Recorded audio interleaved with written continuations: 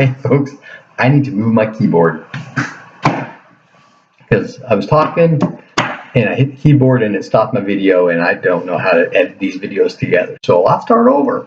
And again, for me anyway, I'm in the basement again. I've got my game room back.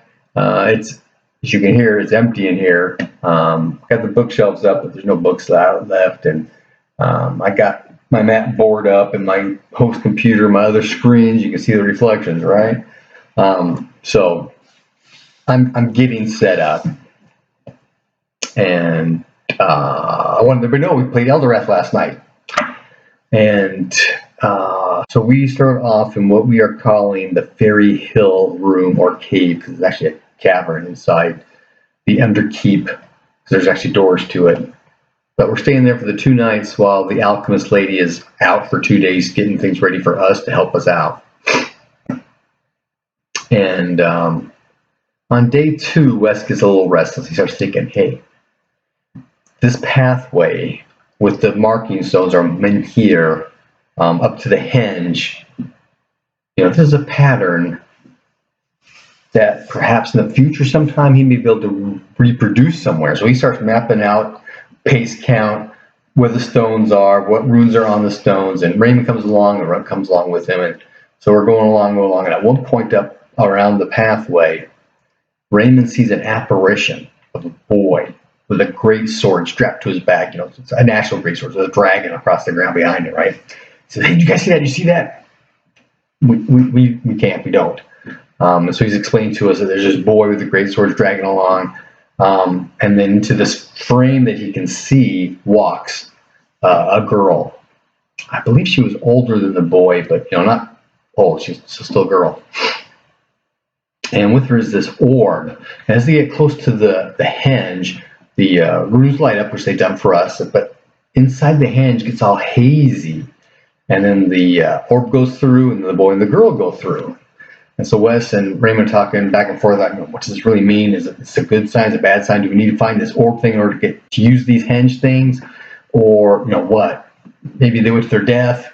Is it a good thing or a bad thing to go to the henge? You know, who knows, right? But we know that without it going hazy is a bad thing, because that's what happened with Wes. He walked through and hole opened to try to suck him down. He was able to pull himself out. So we get all that mapped out. Rest that night. Next morning, we head over to the alchemist lady. She's there. We come with our stuff, and she comes out with this basket full of bottles. She's got these potions for us. There are 6 healing potions, or 6 of us, so one each kind of thing. But the healers, they can cast their own healing spells, and so we start doubling up, and it gets really confusing for us. But we still have the potions from what the church gave us to. Hey, but by the way, the druid gave us some healing potions. So after all of it, there's a discussion on who's got what potions, and it got a little confusing.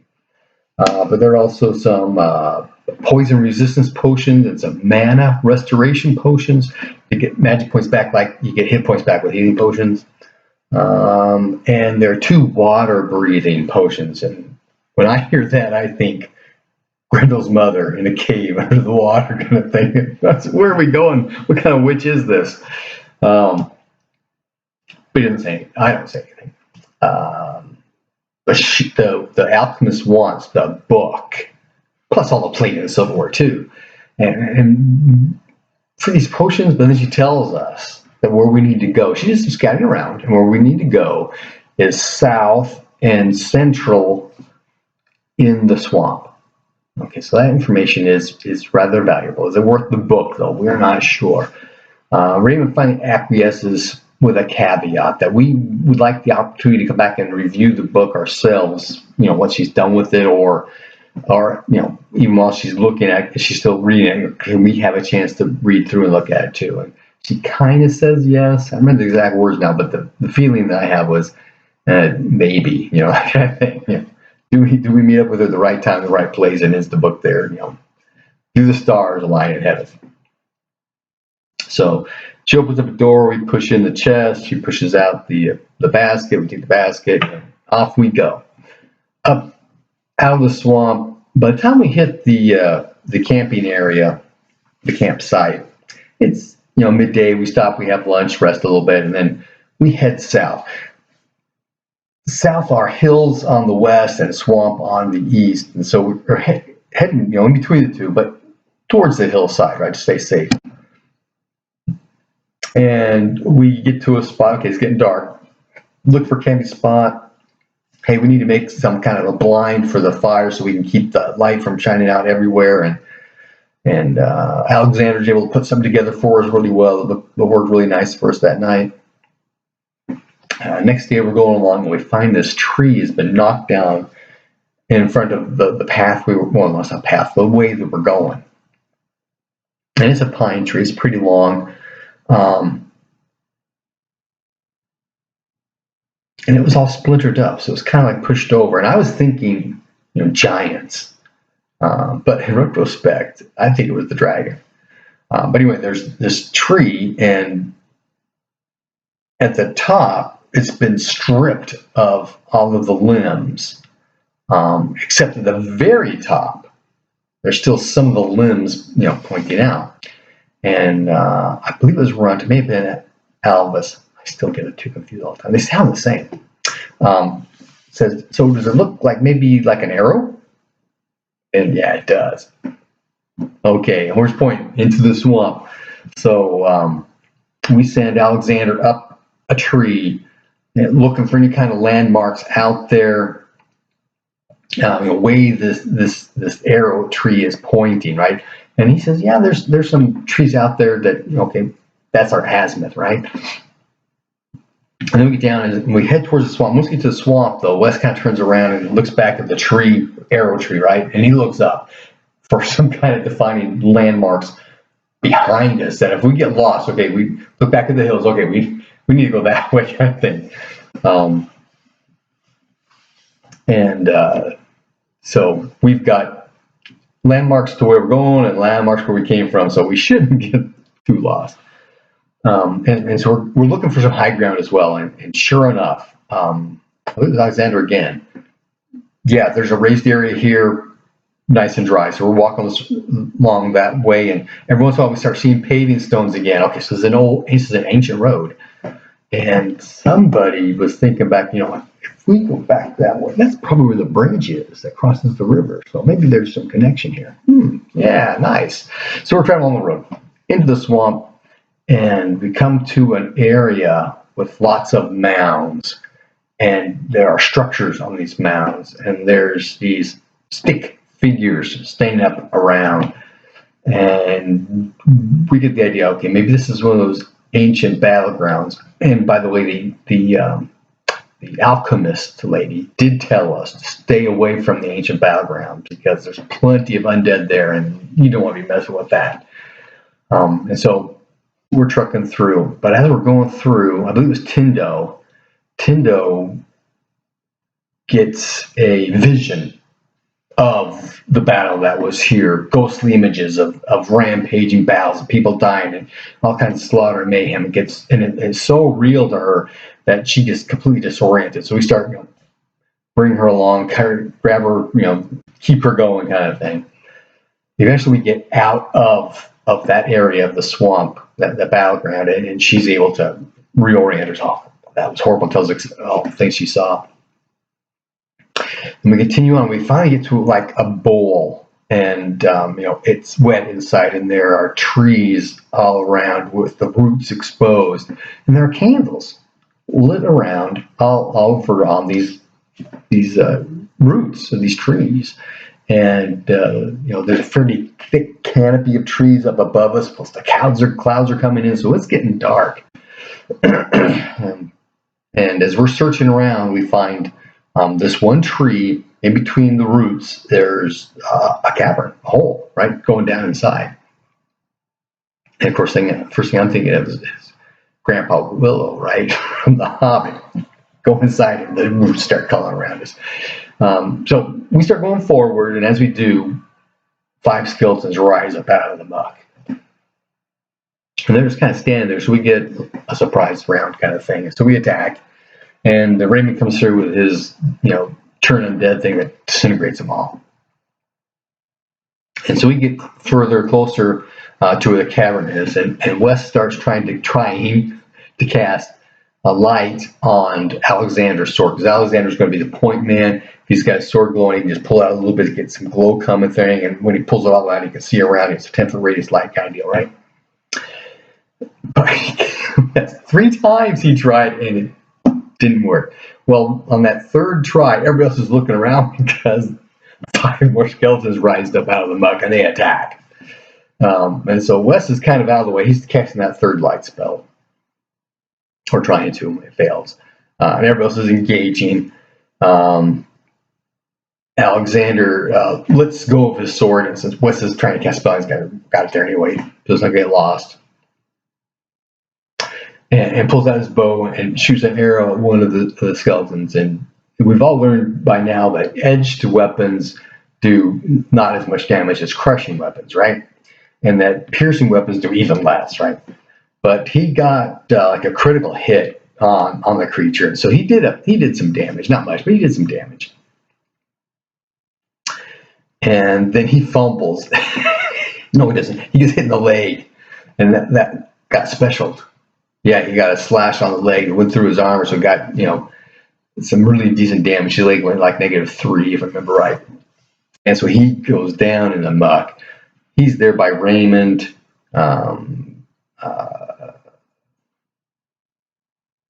Tindo's running around trying to heal people.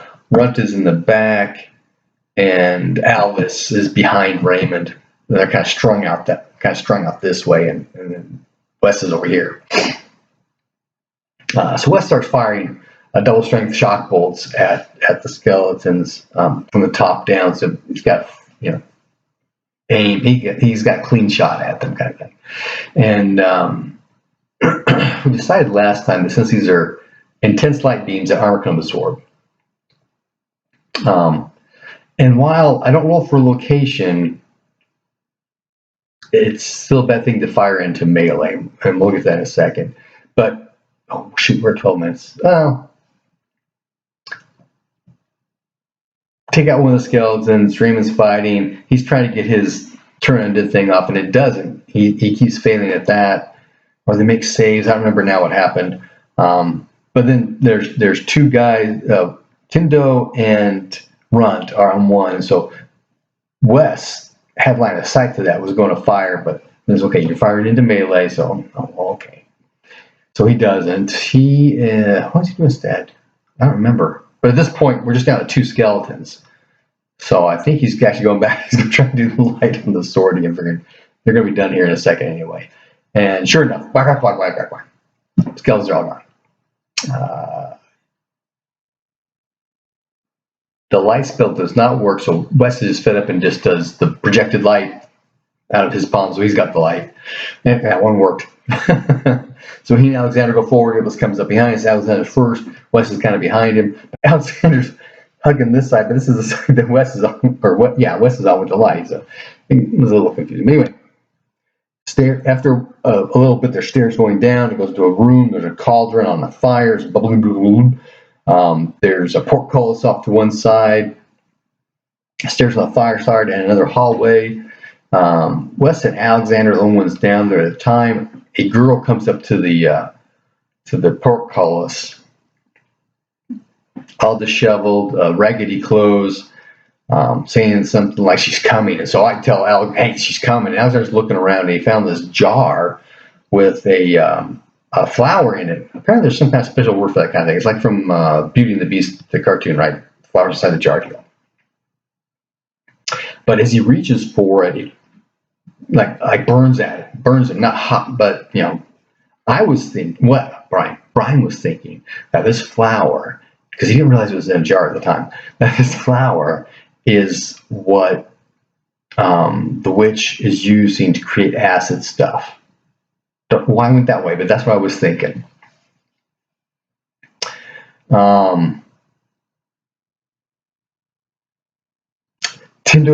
Alvis comes down, turns the corner. There's an old crone. Alexander shoots it the same time, fires his arrow right into the head, did like 5 points of damage. Down she goes. Alvis was kind of stand back, what is she going to do kind of thing, but then she's down. She was holding a tray. It clatters. Before before Alexander shot, though, she said something along the lines of, "Mistress, we have guests." And so that just, okay, take her out. Because the servants of evil are evil too. And then everybody else starts coming in.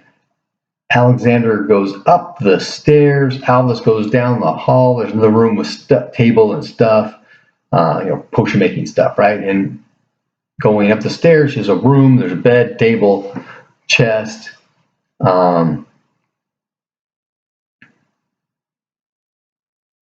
Wes is going to shine the light down the hallway for Alvis. But then after the servant died, Wes does a quick flash in the face of the girl in the cage, trying to get a reaction of what's going on, or what's going on, That's what he's looking for. That kind of difference. Doesn't see anything, but then everybody else comes down, and so they start heading over to the girl, Raymond and Runt, looking for control mechanisms for the portcullis. And it becomes obvious at that point that the girl behind the portcullis is in fact the witch, because she starts saying things like, "He's coming, he's going to get you now," that kind of thing. And we hear this big thumping steps coming towards us, and this ogre starts crawling down through the hole at us into the room. And he comes to the room, and there's some kind of magical stuff going on, so that there is room for him to swing his club, right? And for him to stand up. The rest of the room kind of shifts. And Wes is thinking there's some kind of magic going on. So he wants to cast essentially a dispel magic. And there is a dispel essence shell, which is what he thought it was, but that's not what it is. It's a shell that goes up around to protect you. So if he throws essence magic at you, it has to get through the shell first. But he tried doing that. It didn't work. He tried doing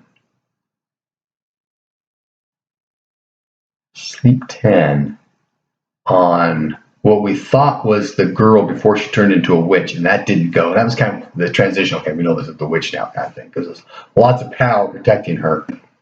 And then Wes starts trying to do Lord Sleep on the ogre, because we don't want to kill the ogre. We also know that the ogre has 3 slashes across his face, across the side of his face, and he's missing his left eye. And so there's some discussion, sidebar stuff going on about, okay, maybe that's just the way she controls all kinds of things by taking their eye. But Wes is thinking, this is going to be the dragon. And he just changed form into an ogre instead of the boy. And so we don't want to hurt it, but what do we do? That's why he's trying to do this Lord Sleep to see if that can't work on the dragon ogre. It doesn't.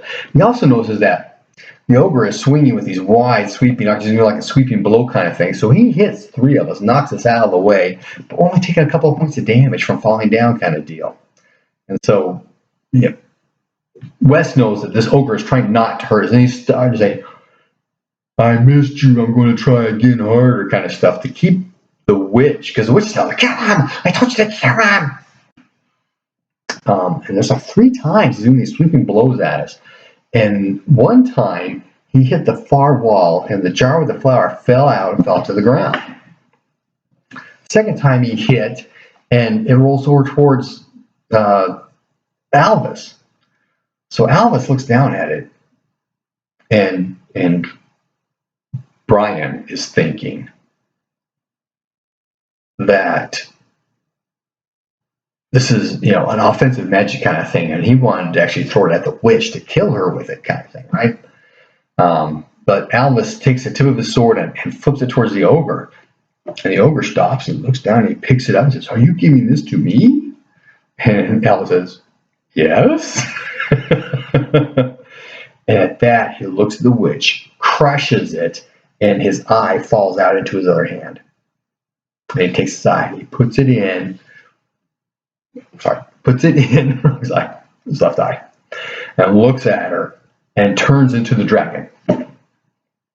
And when the ogre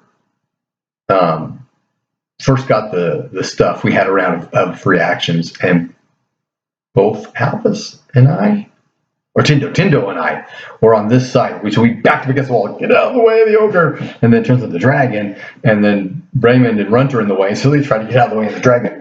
Goes to the portcullis, starts breathing out there. We're all trying to get out.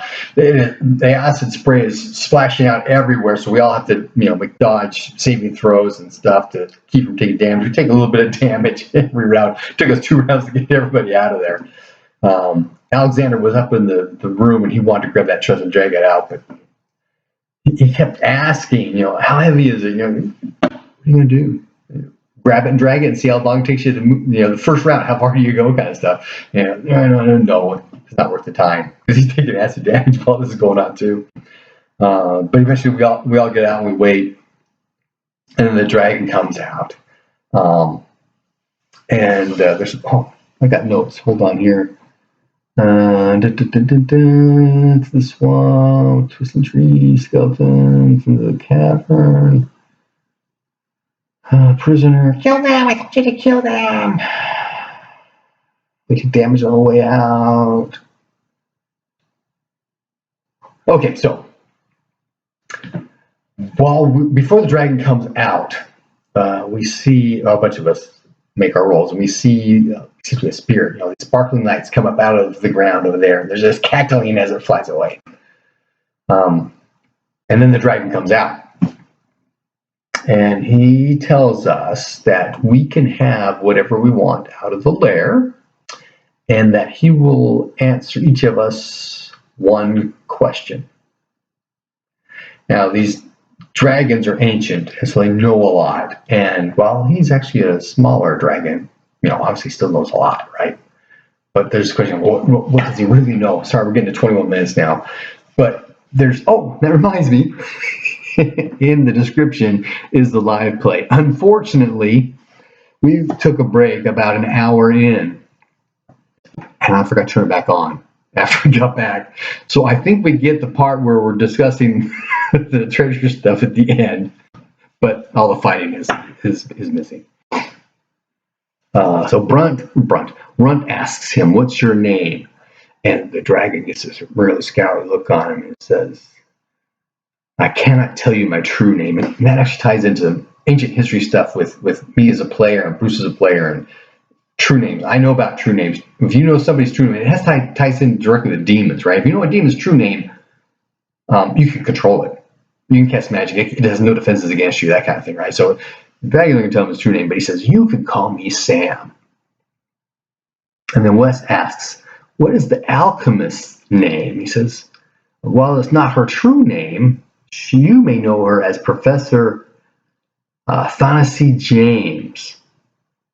And then I make some rolls. I never had any classes with her, but I do know that she is one of the professors at the School of Magic in Telgar, and that she has access to the restricted archives. Alexander asks, "What was the witch?" And the dragon tells us that she was a possessed being. So whatever possessed her got away. Raymond asks, "What is the most effective way to defeat the Howler?" And but he didn't say the Howler. Well, he didn't say the Howler, but he describes, at the battle in the temple, there was this great evil, and like I said, the dragon knew what was going on because he was there, kind of deal. And he says, "Not the actual leader, but the presumed leader." And he says, "I should retract that." And he says, "I don't know." Alvis then asks, "Can we ask for your help in the future?" And he says, "You can ask." And then Tindo says, "I'm not playing any games with dragons." And he turns and he walks out. And so we're all kind of still sitting around, and he says, "You have one question left." And so we kind of discuss amongst ourselves, come up with, okay, what is the best way for us to contact you if there's an opportunity in the future for us to work together? He says, the best way is beyond your capabilities at the moment, but the best way currently, and he tells us to go to a wheat field and to carve out his name in the wheat. Yeah, and then he flies off. Okay, so we searched the lair. There's fishing gear there. There was a pool of water up in the bedroom, or by the bedroom. And in it was a body. And this body had silvered steel chain hauberk. So that covers the chest and the abdomen, size 14. There's a medium shield and a war sword, sometimes called a long sword or a hand and a half sword. And these are also, after sitting in the water, are uncover them in the muck. They're perfectly fine. So they're steel as well. Well, it may still have magic. We don't know that yet because we can't identify stuff. There's a bag of gemstones. There's 2 bags of copper coins. They're all from Minot. A collection of mistletoes and spruce and holly, a mortar and pestle, scales, tools, herbs, that kind of stuff that as an herbalist she would use. There is a detailed map of the swamp on tanned frog skin. That's worth some money. There's some letters in an unknown script. Skulls of creatures. A trunk full of various traveling type items, like an adventurer's kit kind of thing. There are 2 books written in Norse. One's on herbalism, the other's on plant lore, barrel of rainwater, a collection of personal clothing and trinkets, edible fruits, nuts, and berries, collection of detailed carved wooden animal figurines, the remains of a chess set that had been damaged with acid. There's a star quartz crystal. Obviously the cauldron, there is in fact a broomstick, and there's a journal of a young druid and her party of adventuring friends who found the cave system some years ago. There is a reference in there about possible dwarven artifacts.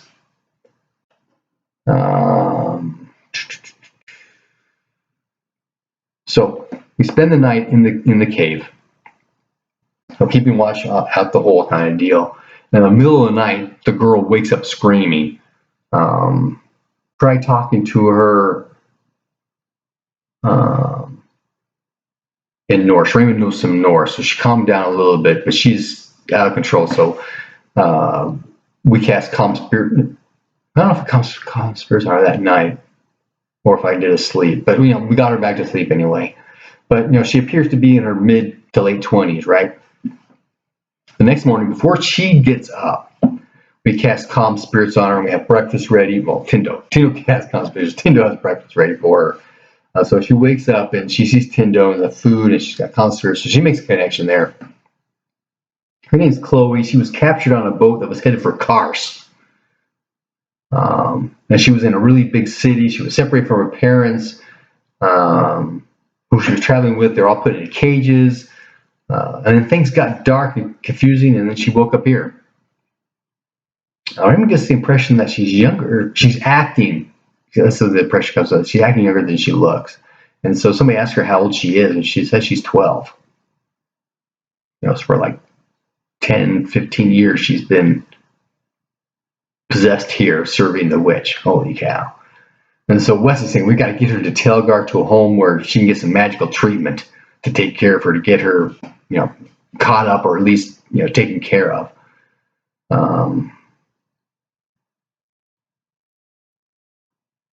We follow the road back out of the swamp, back into the hills where we were. Raymond actually finds remnants of the road going off into the hills. And so that's a possibility of things. And that's where we ended our session. Sorry we're hitting close to 30 minutes, guys, but I talk a lot. Happy gaming. Oop, where's my mouse? There it is.